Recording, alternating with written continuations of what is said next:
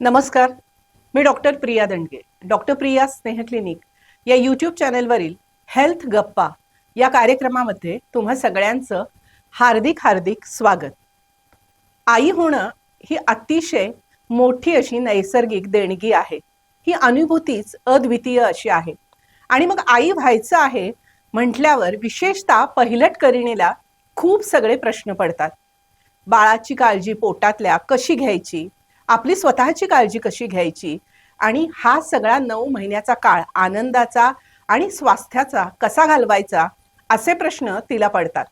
या प्रश्नांची उत्तरं देण्यासाठी आणि छान मन मोकळ्या गप्पा प्रसूतीपूर्व आईची काळजी अर्थात बाळाची ही काळजी या विषयावर बोलायला आपल्यासोबत आज आहे कोल्हापुरातील मान्यवर प्रसूतीशास्त्र आणि स्त्रीरोग तज्ज्ञ डॉक्टर मंजुळा पिशवीकर. पिशवीकर हॉस्पिटल गंगावेश या माध्यमातून गेली 36 वर्षाहून अधिक काळ त्या रुग्णांची सेवा करत आहेत. अतिशय पारदर्शी आणि प्रामाणिक प्रॅक्टिस हे त्यांच्या वैशिष्ट्य आहे.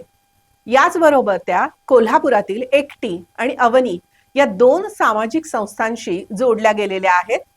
याचबरोबर प्राण्यांची काळजी घेणाऱ्या केअर या संस्थेच्याही त्या संचालक आहेत.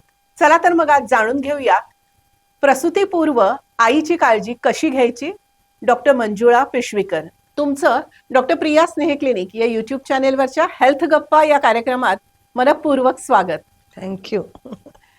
मला मॅडम एक सांगा की प्रसूतीपूर्व जी आईची काळजी आहे ती नेमकी प्रेग्नन्सी टेस्ट पॉझिटिव्ह आल्यावर चालू होते की त्याही आधीपासून? त्याही आधीपासून.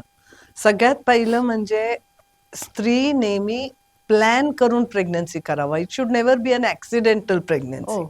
आणि एकदा तुम्ही ठरवलं की मला आई व्हायचे तर त्याची तयारी प्रेग्नन्सी राहायच्या अगोदरपासून करायला पाहिजे. म्हणजे कसं, पहिलं गोष्ट म्हणजे नवरा बायको आत्ताची जनरेशनसाठी हॅबिट्स, तुमचे सगळे हॅबिट्स व्यवस्थित आहेत का? स्मोकिंग करत असाल तर इवन नवऱ्याने स्मोकिंग बंद करावा, कारण पॅसिव्ह स्मोकिंग बद्दल आता सगळ्यांनाच माहिती आहे. मग व्हॉट एव्हर हॅबिट्स म्हणजे बॅड हॅबिट्स असतील तर ते आधी कंट्रोल केलं पाहिजे. स्लीपिंग हॅबिट्स हे यंगर जनरेशनला खूप प्रॉब्लेम आहे. रात्री 2-2 वाजेपर्यंत झोपणार नाही आणि सकाळी 10 वाजल्याशिवाय उठत नाही. हे सगळे तुम्हाला सिर्कॅडियन रिदम म्हणतो आम्ही, म्हणजे ते रिदम मध्ये आणणं खूप महत्वाची आहे. आणि तिसरं गोष्ट म्हणजे जे मुली वजन जास्त आहेत ते वजन कंट्रोल करणं, किंवा जे मुली अगदीच वीक आहेत त्यांची थोडं न्यूट्रिशनल स्टेटस इम्प्रूव्ह करणं. अनिमिक असलं तर अनिमिया करेक्ट करून घेणं. Thyroid has become a big issue now. पूर्वी थायरॉइडची एवढं नव्हतं, कारण थायरॉइड हा अतिशय महत्वाची आहे बाळाचे इंटेलिजन्स कोशंट साठी.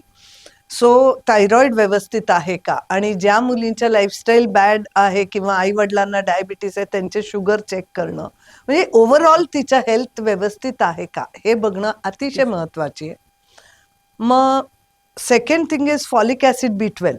हे कॉम्बिनेशनची गोळ्या मिळतात. आता फॉलिक ऍसिड म्हणतो आपण, खरं इंडियन बायकांना फॉलिक ऍसिडची एवढं डिफिशियन्सी नसतं, कारण बऱ्यापैकी आपल्या डाएट मध्ये फ्रेश व्हेजिटेबल्स असतात.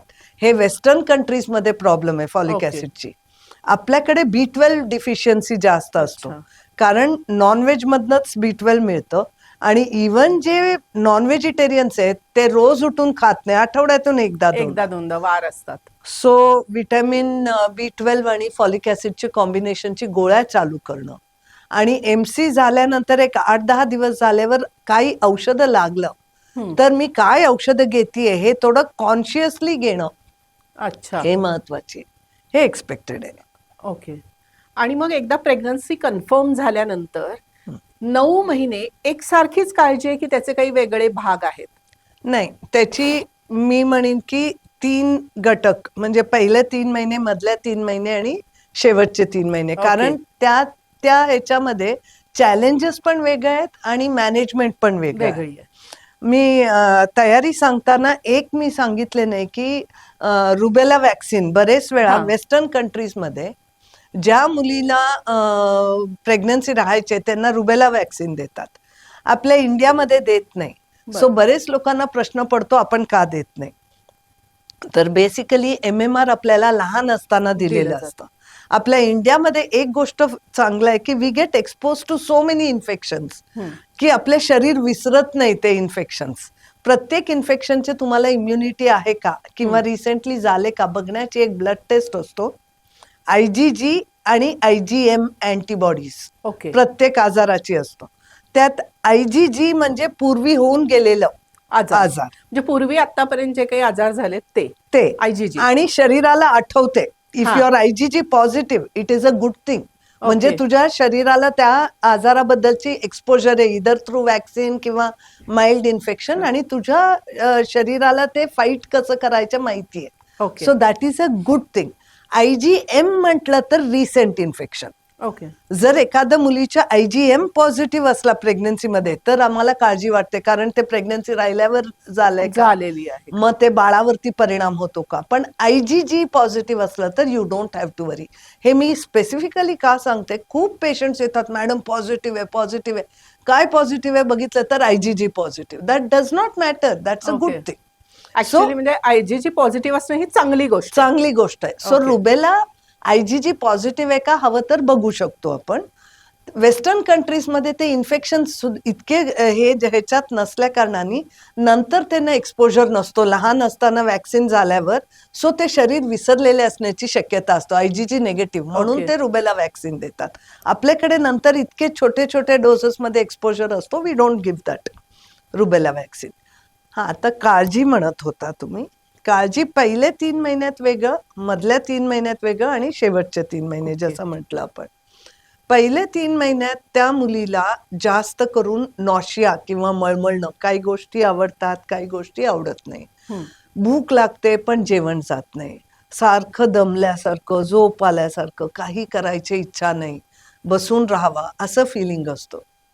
तर ह्या स्टेजला मी तिच्यापेक्षा तिच्या घरच्यांना काउन्सिलिंगची गरज अच्छा. जास्त असतो.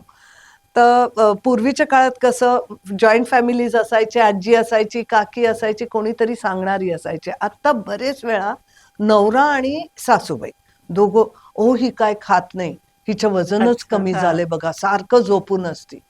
तर हे बघतो आपण. तर दिस इज ॲब्सल्युटली नॉर्मल. HCG नावाची हॉर्मोन खूप हाय लेवलला असते तिच्यामध्ये. त्याच्यामुळे तिला पहिले 3-4 महिने होईपर्यंत मळमळणं जास्त किंवा दमल्यासारखं होणं. Okay. So this is absolutely normal. आणि तिला फोर्स करू नका जेवायला. हे खा, ड्रायफ्रुट्स खा, चांगलं आहे, हे खा चांगलं आहे, ते खा चांगलं आहे. पर्टिक्युलरली फर्स्ट प्रेग्नन्सी, त्यातही लग्न झाल्या प्रेग्नन्सी राहिला असला तर त्या मुलीला सासूला कसं नाही म्हणायचं हे तिला, आणि सासूला नवीन सुनेची थोडं कौतुक, असं करत ते कॉम्बिनेशन इतकं विचित्र होते. त्यांनी दिले म्हणून ती खाणार आणि खाल्लेलं पण उलटून पडणार. त्याच्यापेक्षा लेट हर बी. तिला जे इच्छा होते ते खाऊ दे. फक्त एकच गोष्ट करायचं, तिच्याजवळ कोरडं स्वीट काहीतरी ठेवायचं, peda, barfi, Cadbury, chocolate, what ever. आणि तिला दर अर्धा तासाने एक लहान तुकडा स्वीट तोंडात घाल म्हणायचं. म्हणजे इथनं गेला इथे पोटापर्यंत पोचलं नाही इतकं कमी खायचं. म्हणजे काय होते, तिला उलटी होत नाही, पण गोड गेल्यामुळे शुगर लेवल वर आल्यामुळे तिला थकवा कमी होतो. ओके. हे एवढं एकच फर्स्ट 3 months मध्ये. पण आता समजा तिने 3 महिने पहिले उलट्या होतात सारख्या किंवा खावंसं वाटत नाही म्हणून अगदी कमी खाल्लं तर बाळाच्या वाढीवर परिणाम होतो का? अजिबात नाही. पहिले 3-3.5 महिने होईपर्यंत बाळाची वाढ तिच्या आहारावर बिलकुल अवलंबून नाहीये. ती नुसतं पाणी पिऊन झोपून राहिली तरी गर्भाची वाढ हवे तसं होत असतं.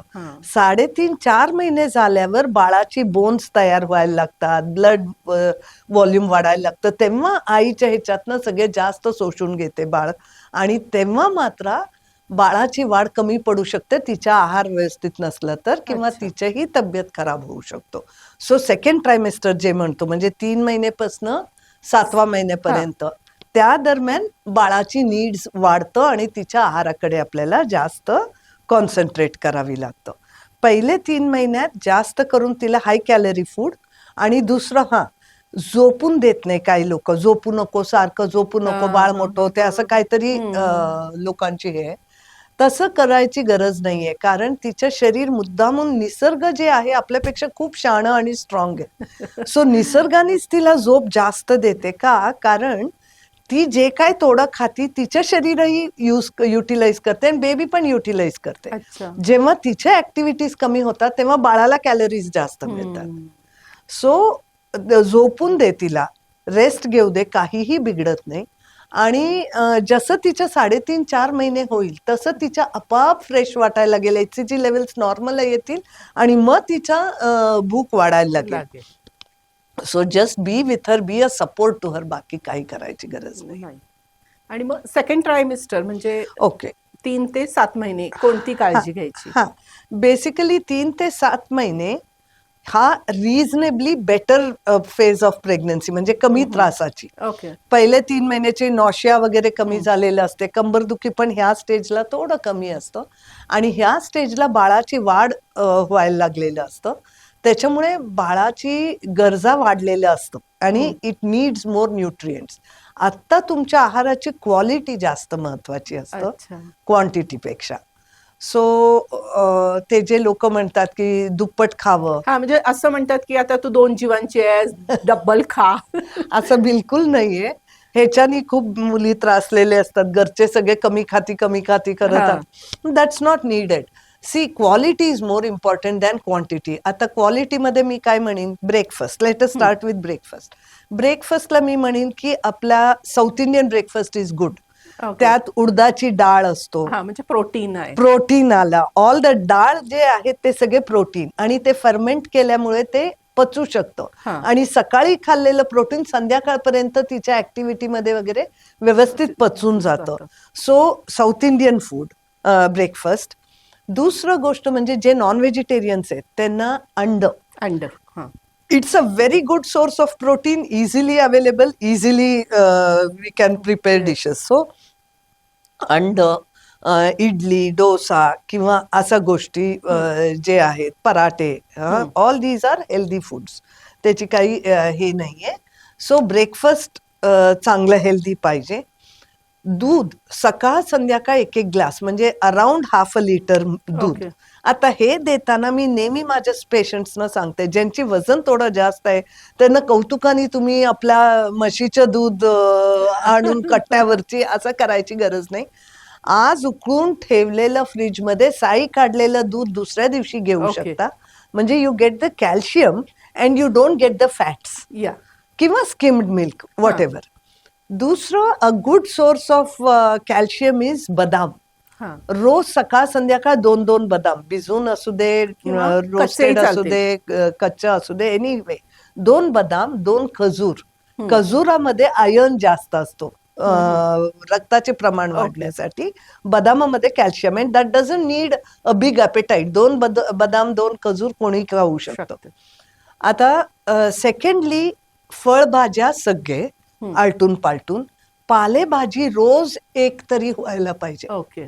कारण कुठलाही वेगवेगळ्या तऱ्हेचे, पोकळा, पालक, मेथी, व्हॉट एव्हर. कारण ह्याच्यात फॉलिक ऍसिड नुसतं नाही, it is also a very good this thing for her, तिचं पोट साफ करण्यासाठी, फायबर्स होण्यासाठी. तर त्याच्यामुळे एक पालेभाजी तिला रोज असायला पाहिजे. मोड आलेले उसळ आठवड्यातून 2-3 वेळा. नॉनव्हेज जे खातात ते आठवड्यातनं 1दा किंवा 2 वेळा. असं फूडमध्ये क्वालिटीमध्ये इम्प्रूव्हमेंट करणं हा जास्त गरजेची आहे. हा मधला काळामध्ये. आणि थर्ड ट्रायमिस्टरला शेवटचे 3 महिने, थर्ड ट्रायमेस्टरची आहाराची चॅलेंजेस वेगळंच असतात. कारण तेव्हा बाळ एवढं मोठं झालेलं असतं, प्रेशर यायला लागलेलं असतं. ती जेवल्यानंतर खाली यायच्या वेळी घशाशी आल्यासारखं होणं, जळजळणं, छातीत जळजळणं, हे सगळे म्हणजे ऍसिडिटीचा त्रास खूप होतो. सो पहिलं गोष्ट म्हणजे she should take small frequent meals. साधारण 2-3 तासांनी 2-3 तासांनी घ्यायचं. करेक्ट. खूप भूक लागूपर्यंत थांबायचं नाही किंवा डेकर येऊपर्यंत पोटभर जेवायचं नाही. हा पहिला नियम. दुसरं म्हणजे आफ्टर अ रिझनेबली बिग मील लगेच जाऊन झोपायचं नाही, कारण झोपलं की परत प्रेशर येतं आणि ऍसिड रिफ्लक्स होऊन तिला त्रास होतो. 1 तास 2 तास बसून राहायचं आणि मग झोपायचं. म्हणजे 12. आणि दुसरं गोष्ट, सगळे जेवण एका वेळी नाही. आपण जसं पोळी भाजी भात एका वेळी खातो तसं न करता, समजा पोळी भाजी 12 वाजताला खाल्ली, 1 वाजताला थोडं भात खायचं, 2 वाजताला एखादं केळं खायचं, दिवसाकाठी 2 फळं वेगवेगळ्या तऱ्हेची, असं आपल्या क्वालिटी ऑफ फूड, टीव्ही बघत असताना एक लहान कडा गुळ मुठभर भाजलेले दाणे, हा. गुळामध्ये आयर्न दाणे is a good source of protein. असं आहाराची क्वालिटीकडे लक्ष ठेवणं जास्त गरजेची आहे. तर कुठल्याही स्त्रीनी प्रेग्नंट राहिल्यानंतर आपल्या लाईफस्टाईलमध्ये मेजर बदल काय केले पाहिजेत? मेजर बदल पहिलं मी तुम्हाला सांगितले हॅबिट्स. हो. Second thing is particularly second trimester, not first trimester, हा. म्हणजे चौथ्या महिन्यापासून काही ना काहीतरी एक व्यायाम पाहिजे तिला. ओके. आहाराची क्वालिटी आणि सम गुड एक्सरसाइज. म्हणजे काय, आता गर्भसंस्कार क्लासेस सगळीकडे हो, असतात. हो. आता पूर्वीच्या काळात कसं की बायका शेतावर कामाला जायचे, सो नॅचरली त्यांचे शरीर फ्लेक्झिबल असायचे. किंवा घरी पण असे वेगवेगळ्या हालचालींचं कामं असायची. ऍब्सोल्युटली. आता आम्ही साऊथ इंडियन लोक खाली बसून जेवायचो. हा. अजून सुद्धा मी बँगलोरला गेले की खाली बसून आम्ही जेवतो. तसं नाहीये आता. सो त्या फ्लेक्झिबिलिटी कमी झाले मुलींना, म्हणून आपल्याला 3 महिने पूर्ण झाल्यावर गर्भसंस्कार क्लासेस, योगा पोजेस वगैरे हे सगळे आम्ही एनकरेज करतो करायला. आता काही लोक 7व्या 8व्या महिन्यानंतर विचारतात, मॅडम कुठला व्यायाम करू नॉर्मल डिलिव्हरी, म्हणजे मी कुठला क्लासेस जॉईन करू परीक्षेच्या आदल्या दिवशी विचारल्यासारखं फार फरक पडत नाही. पण yes, some amount of exercise. आता एक्सरसाइज म्हटलं तरी मग 4 किलोमीटर चालू दे का असं काही नसते. प्रत्येकाच्या लाईफस्टाईल प्रमाणे वेगळं असतं. What is the correct exercise? म्हणजे तुम्हाला brisk walking is the best exercise for girls, म्हणजे प्रेग्नेंट गर्ल्स. आणि तुम्ही जाऊन आल्यानंतर थोडं घाम यायला पाहिजे, थोडं ब्रेथलेस वाटलं पाहिजे, पण 10 मिनिटं बसल्यावर फ्रेश वाटलं पाहिजे, उठून काय हालचाल करावं असं वाटलं पाहिजे. तुम्ही जाऊन आल्यावर एक अर्धा तास झोपावं वाटलं तर that's not exercise, it's a strain. मग ते प्रत्येकाची वेगवेगळ्या कपॅसिटी त्याप्रमाणे तुम्ही तुमची एक्सरसाइज ठरवायचं किती करायचं. आता बऱ्याच लोक स्विमिंग किंवा अशा प्रकारचे एक्सरसाइज करावं म्हणतात, तर करावेत का ते? स्विमिंग, सायकलिंग हे सगळ्यांमध्ये नाही म्हटलं तरी पोटावर ताण येतो. ज्यांना सवय आहे पहिल्यापासून त्यांनी कंटिन्यू केलं तर हरकत नाही. पण आय विल नॉट ॲडवाइज कधी न केलेले स्विमिंगला जायला लागले प्रेग्नन्सी राहिल्यावर, नॉट अ गुड आयडिया. कारण पोटावर ताण येऊ शकतो and it is more strenuous. ह्या सगळ्या गोष्टींना सवय पाहिजे आधीपासून. स्विमिंग करावं का किंवा सायकलिंग असे एक्सरसाइज करावेत का? Swimming, cycling unless she is doing it from the beginning me recommend करणार नाही, कारण पोटावर ताण येतो ह्या एक्सरसाइजेस मध्ये. कमरेवर त्या posture is not a very, cycling करताना कमरेवरती पण ताण येतो. सो आधीपासून सवय असलेले मुली करू शकतात, कंटिन्यू करू शकतात स्विमिंग, पण otherwise I will not recommend. Brisk walking is the best exercise. आणि the correct exercise is where तुम्ही जाऊन आल्यावर थोडं धाप लागणं, थोडं घाम येणं, 10 मिनिटं बसल्यावर यू शुड फील फ्रेश आणि काहीतरी उठून हालचाल करावं असं वाटलं पाहिजे. जाऊन आला आणि असं बसला किंवा झोपावं वाटलं तर that is not an exercise, it is a strain. That should be avoided. आणि हा जे आहे हे प्रत्येकाची वेगवेगळं लिमिट असतो, त्याप्रमाणे करावं. आता प्रसूतीच्या या 9 महिन्यामध्ये रेड फ्लॅग्स कुठले आहेत? रेड फ्लॅग्स म्हटलं तर अंगावर लाल जाणं हे कुठलाही स्टेज ऑफ प्रेग्नन्सी मध्ये इज अ रेड फ्लॅग. थोडं सुद्धा ब्राउनिश, रेडिश, थोडं सुद्धा डिस्चार्ज झालं तर इमिडिएटली रिपोर्ट करावं. सेकंड ट्रायमेस्टर किंवा मधला 3 महिन्यामध्ये जर एखाद्या वेळ पोटात जास्त दुखायला लागला तर रिपोर्ट करावं डॉक्टरना. ह्या स्टेजला मला हेही सांगायचे की साईड्सनं दुखणं हे बरेच वेळा गॅसेसमुळे असतात. कारण बरेच वेळा डायजेशन मध्ये प्रॉब्लेम्स येतात, कारण तिच्या हॉर्मोनल चेंजेसमुळे तिच्या आतड्यांच्या हालचाल शिथिल झालेल्या असतात. सो ते गॅसेस कलेक्ट होण्याची शक्यता असतो आणि पोटदुखीचे त्रास बरेच मुलींना, म्हणजे I will say 80% girls experience some time or other throughout pregnancy की पोटात दुखणं. अजिबात नाही, पण अंगावर लाल जाणं आणि pain is a definite red flag. आणि अनदर 7व्या महिन्यानंतर बाळाच्या हालचालीकडे लक्ष ठेवणं हे खूप महत्वाची आहे. आणि तिचं ब्लड प्रेशर, हे 2 गोष्टी महत्वाची आहे. चेहऱ्यावर सूज यायला लागला, समजा तुम्ही डॉक्टरकडे गेल्यावर तुमचे डॉक्टर चेक करतातच ब्लड प्रेशर. समजा नेक्स्ट व्हिजिटच्या आधी तुमचा चेहरा सुजायला लागला हा. किंवा पाय सुजायला लागला तर जवळच्या एखाद्या डॉक्टरांकडे ब्लड प्रेशर चेक करून घ्यायला हरकत नाही किंवा परत जाऊन डॉक्टरांना दाखवायला हरकत नाही. कारण blood pressure is important during pregnancy. आणि बेबी मुवमेंट्स हा बरेच मुली विचारतात किती वेळा हालचाल केलं पाहिजे. ते काय घड्याळ नाहीये, इट्स अ बेबी. Baby, आपल्यासारखं कधी तर कमी कधी तर जास्त, पण आई 24 तास बाळाबरोबर असते. सो मी तरी 9th month मध्ये आमचे सगळे टेस्ट एका बाजूला आणि आईचे फिलिंग एका बाजूला. I pay more value to हा. मदर्स फिलिंग, कारण ती 24 तास त्या बाळाबरोबर आहे. सो ती जर म्हणते हालचाल कमी आहे किंवा बंद आहे तर ते नेग्लेक्ट करण्यासारखं नाही. करण्यासारखं म्हणजे तिचं म्हणणं हे जास्त महत्वाचं आहे. 100%. आणि आपल्याला आता हे 9 महिन्याचे काळ आहे. बऱ्याच आता मुली वर्किंग आहेत, हम्म. ऑफिसमध्ये करतात, बरोबर. ऑनलाईन काम करतात, कोणाचे बिझनेस आहे Correct, किंवा ट्रॅव्हलिंग आहे. करेक्ट. तर याबद्दल काय काळजी घ्यायची? हो, बरेच वेळा ह्या मुलींचे मला प्रश्न येतात की मला प्रवास करायला केलं तर चालेल का, 2 व्हीलरवर गेलं तर चालेल का. It is fine. आता का आपण विमान आणणार आहे का रोज उठून ह्याला जायला, ऑफिसला जायला, नाही, जे नाही. त्याच रस्त्यातनं. पण तुमची 2 व्हीलरवर जाता का 4 व्हीलरवर जाता पेक्षा रस्ता कसा आहे, मग तुम्ही कसं चालवता, हा. Be careful. थोडं खड्डे हो. बिड्डे टाळून तुम्ही गेलं जाणं हा, हा. हा जास्त महत्वाचे. काम करायला काही हरकत नाही शेवटपर्यंत. कंबरदुखीचा त्रास या मुलींना बरेच वेळा असतो. That is because of poor posture. लॅपटॉपवर किंवा ह्याच्यावर टेबलावर बसून एकसारखं बसणं किंवा कट्ट्यावर कंटिन्युअस उभारून काम करणं, हा. हे these are not good things. मी नेहमी त्यांना सांगते की एक हालचाल करत करत काम करा, कंटिन्युअस उभारून काम करू नका. किंवा इव्हन ऑफिसमध्ये असला तरी तिने सांगावं की माझं प्रेग्नन्सी आहे आणि डॉक्टरांनी सांगितलंय मला दर 1-1.5 तासांनी मी एक चक्कर मारला पाहिजे. ऑफिसमध्येच चक्कर मारायचे, सगळ्यांना हाय हॅलो करायचे, येऊन बसायचे, परत 1 तासभर काम करायचं. असं मुवमेंट्स होत राहायला पाहिजे, कंबरदुखीचा त्रास हा. होऊ नये म्हणून. आणि या प्रेग्नन्सी काळामध्ये कुठली वॅक्सिन्स कंपल्सरी घेतलीच पाहिजेत? हा, आता टिटॅनसची इंजेक्शन आपण कंपल्सरी देतो. हो. त्यात आता पूर्वी आम्ही टिटॅनस टॉक्सॉइड म्हणून द्यायचो. आता 7व्या महिन्यानंतर टीडॅप म्हणून आणि एक Okay. वॅक्सिन आहे. First simple tetanus toxoid, Okay. नंतर टीडॅप द्या असं आमचे रेकमेंडेशन आहे. कारण त्याच्यात बाळाला नंतर वुपिंग कफ किंवा डांगा खोकला म्हणतो आपण, डांग्या खोकला. हा, ते होण्याची शक्यता कमी होतो. मदरकडनंच त्याला इम्युनिटी मिळतं जर 7व्या महिन्यानंतर तो टीडॅपची इंजेक्शन दिलं घेतलं तर. तर. दुसरं बाकीचे वॅक्सिन्स असं फार नाही. फ्लू वॅक्सिन आम्ही सांगतो घ्यायला, कारण का दरवर्षी फ्लू मध्ये वेगवेगळ्या तऱ्हेची व्हायरस असतात. हम्म.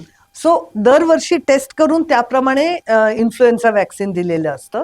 ते घ्या असं आम्ही रेकमेंड करतो. इट्स नॉट कंपल्सरी, पण आम्ही रेकमेंड ते करतो. कुठल्या महिन्यात घ्यायचं फ्लू? कुठलं आफ्टर 3rd month घ्यायचं, 3 महिने झाले पूर्ण. हा, झाल्यावर. कारण प्रेग्नेंट मुलींना इन्फ्लुएन्झा किंवा फ्लूची त्रास जास्त होतो. अच्छा. आता नवीन RSV वॅक्सिन म्हणून सिन्सिशियल व्हायरस, रेस्पिरेटरी सिन्सिशियल व्हायरस नावाच्या व्हायरसची वॅक्सिन निघालंय, तेही देतात. अजून इंडियामध्ये आपण एवढं देत नाही. मी आधी म्हटल्याप्रमाणे आपल्या मुली जास्त रेसिस्टंट असतात जास्त because we are strong. Continuously expose to different infection. Okay.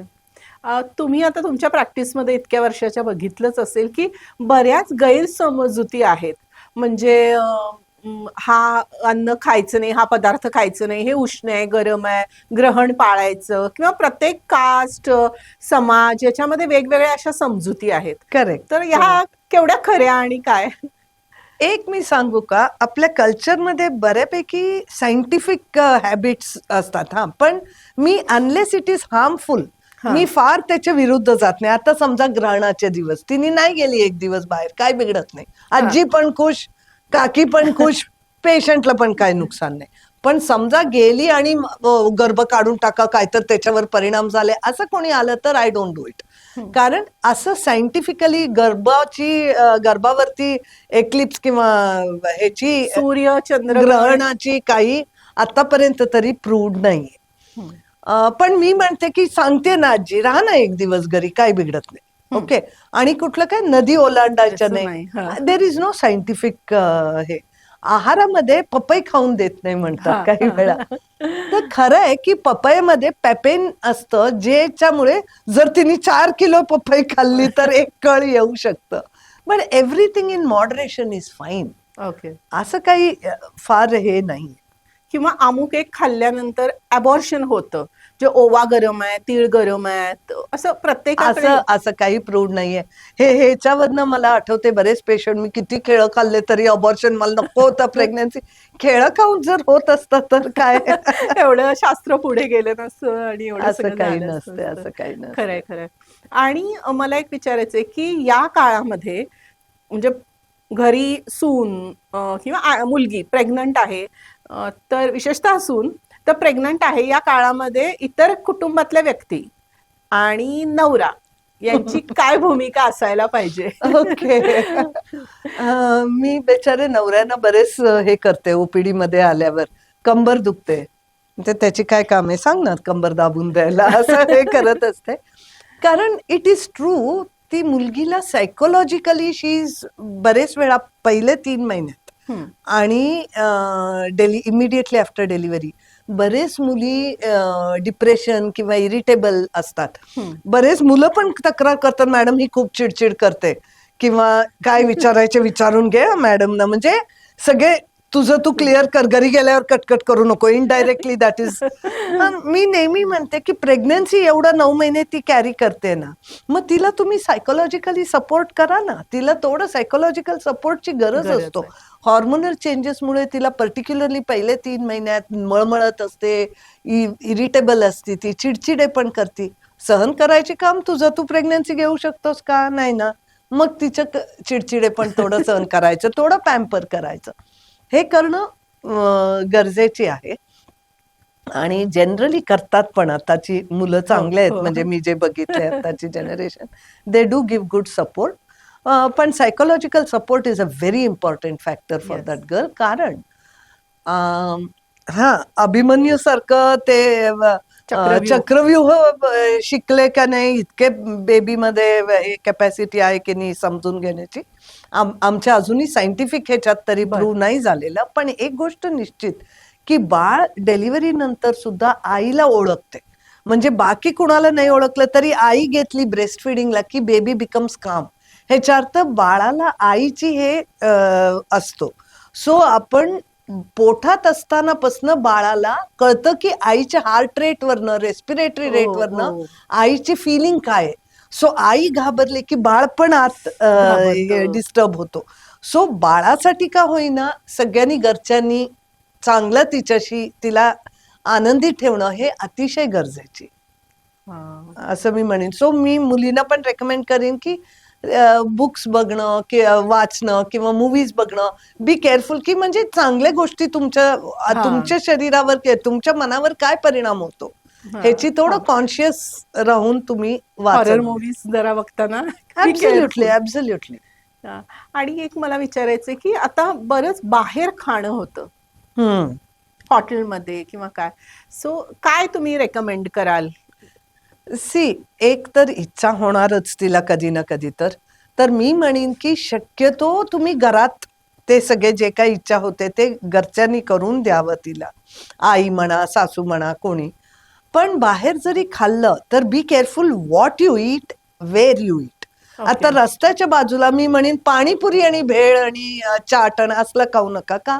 कारण ते सगळे गार असतो, त्यात इन्फेक्शन येऊ शकतो. त्याचे हात कसं असते ते बुडवून तुम्हाला देणार, त्याच्याच निम्म चव असतं कदाचित, माहित नाही. पण इफ यू ईट गरम गरम भजी तळून दिलेलं रस्त्यावरचं भात, नथिंग विल हॅपन. कारण इतकं गरम आहे की त्याच्यात इन्फेक्शन जाणार नाही. बटाटा वडा गरम गरम तळून दिला, खाल्लं, जनरली काही प्रॉब्लेम नाही. 5 स्टार हॉटेल मधला सलाड किती म्हटलं तरी ते शिजवलेले नसतात, गरम झालेलं नसतं. It's cold thing. तो काय स्वच्छता त्या माणसाची माहित नाही. So avoid. तुम्ही काय खाताय ते बघून खा. शक्यतो बाहेर खाल्लं तर गरम गरम फ्रेश असं खायचं. अच्छा. पण मसाला कमी करावं प्रेग्नन्सीमध्ये, कारण ऍसिडिटीचे त्रास किंवा स्टमक डिस्टर्बन्सेस ह्याच मुलीला त्याच गोष्टींचे कधी त्रास न झालेला प्रेग्नन्सीमध्ये डिस्टर्बन्सेस होऊ शकतात. मला आणि एक विचारायचंय की बाळ हुशार होणं गोरं होणं हे कशावर काही खाण्यावर अवलंबून असतं का? नाही, 80% तर आपल्या जेनेटिक्सवर हुशार होणं आणि बाकीचे एक्सपोजर. हं, पण थायरॉइड हं. थायरॉइड मी म्हटल्याप्रमाणे खूप महत्वाची आहे फॉर बेबीज इंटेलिजन्स. ओके. म्हणून आम्ही पूर्वी थायरॉइडची एवढं बघायचो नाही, पण आता थायरॉइडकडे खूप लक्ष देतो, कारण त्या आईच्या थायरॉइड लेवल्स व्यवस्थित असणं बाळाच्या इंटेलिजन्स साठी खूप ओके. महत्वाची आहे. Another thing is even anaemia.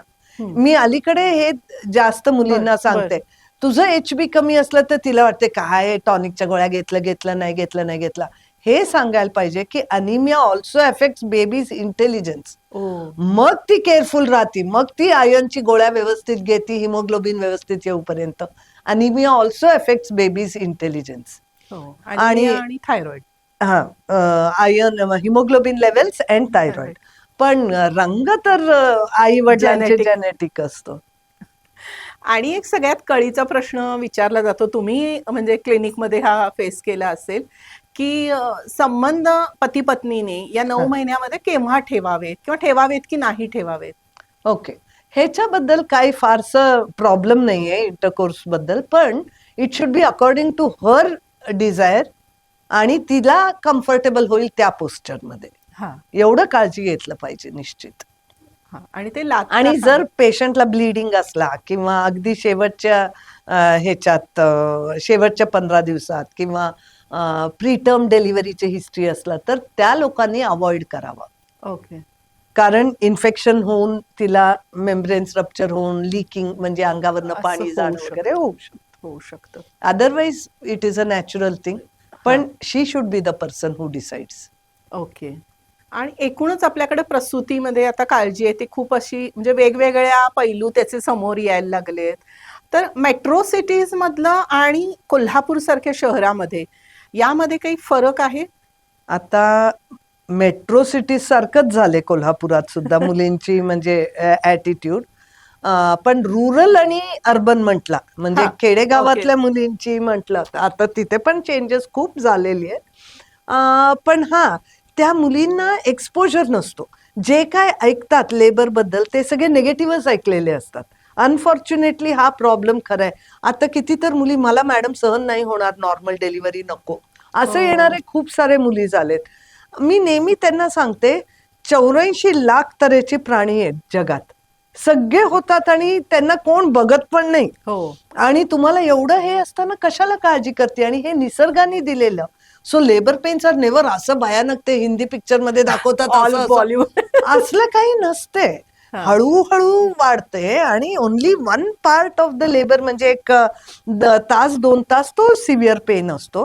आणि निसर्ग जे काय देतो ते नेहमी आपल्याला सहन करण्यासारखं असतो. हो. हा महत्वाचं खरंच हा, आहे. हे काय अपेंडिक्स नाहीये की ते फुटून जाईल आत वगैरे. It's not a pathological thing, it's a physiological thing, natural. So नेहमी मी मुलींना म्हणते की तुम्ही पॉझिटिव्ह राहा. Positive attitude is very important. Me face करू शकते 84 लाख तऱ्हेचे प्राणी, रस्त्यावरची प्राणी डिलिव्हर होतात, मला काय होते? दिस शुड बी हर ॲटिट्यूड. या. आणि तिच्या समोर काय बोलावं हे बाकीच्यांनी पण विचार करून बोलावं. मी नेहमी बघते, पर्टिक्युलरली खेडेगावातले स्वतःच्या घरचे काम झाले की ह्यांच्याकडे यायचं, काय काय म्हणते, पोट दिसत नाही, कमी दिसते किंवा पोट जास्त दिसते. मग येते ती मुलगी, मॅडम सगळे म्हणतात पोट दिसत नाही, असं म्हणजे. किंवा you should be keep her in a positive attitude. जे काय बोलताना आपण Yes, एवढं yes. काळजी घ्यावं. हे सगळं घ्यायचं. आणि तुम्ही इतकी वर्ष प्रॅक्टिस करता तर खूप वेगवेगळी चॅलेंजेस या सगळ्या दरम्यान तुम्ही फेस केली असणार. आणि नक्कीच. आणि एक अशी कुठली म्हणजे काय त्याला म्हणतो ते गोल्डन टिप किंवा एक मंत्र असा की या प्रेग्नन्सीमध्ये सगळं व्यवस्थित नॉर्मल होण्यासाठी? एक टिप असं काही नाहीये, पण मी म्हणेन की this is 1 phase of life which will never come back.